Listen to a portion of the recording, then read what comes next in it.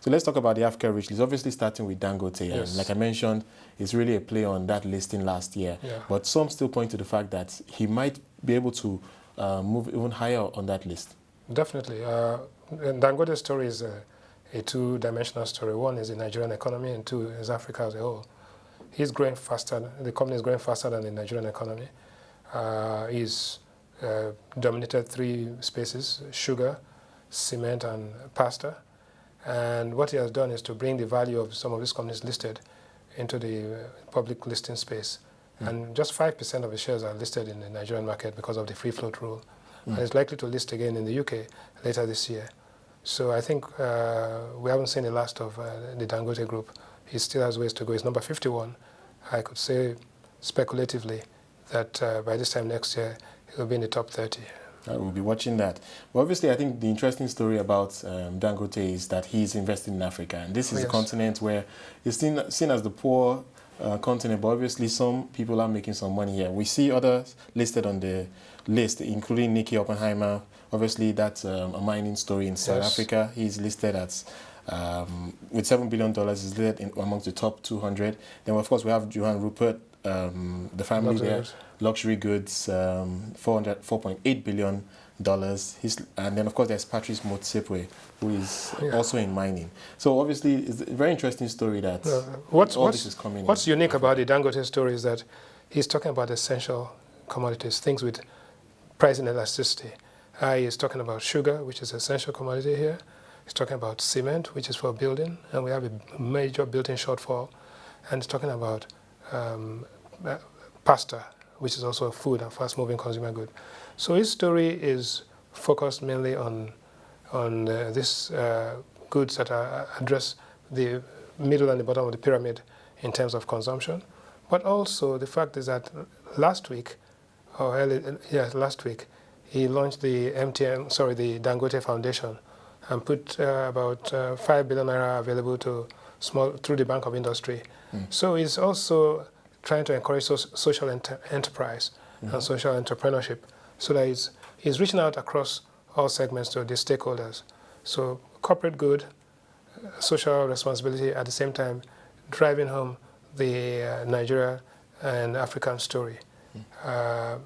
It cuts across all African markets and is spreading very wide. And I think taking advantage of his listing, multiple listing in London and Lagos.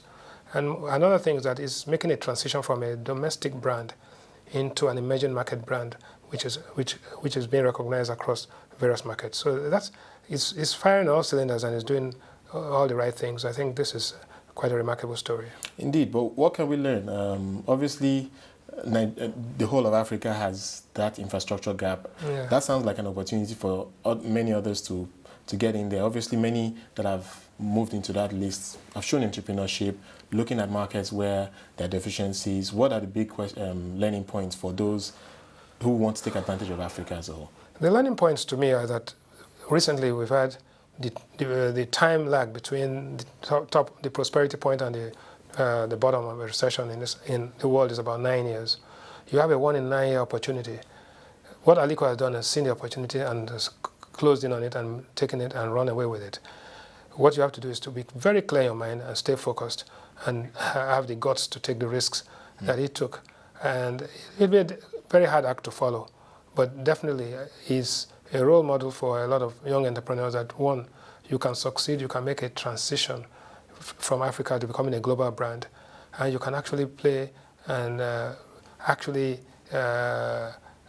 be responsible in terms of all stakeholders, encourage social entrepreneurs at the same time as make money and be competitive in the global space. So to some extent, Bill Gates and Warren Buffett are doing about the same thing in terms of giving back as well as making money at the same time. I think he's doing that in a very, very modest way.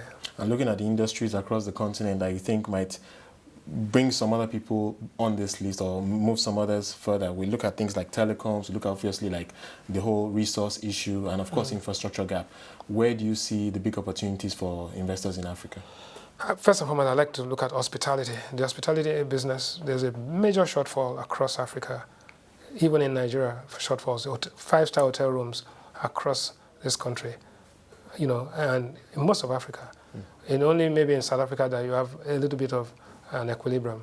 There is a shortfall there. And the Africans have not actually tapped into that space. It's basically, they have some properties, but they're not doing that. I think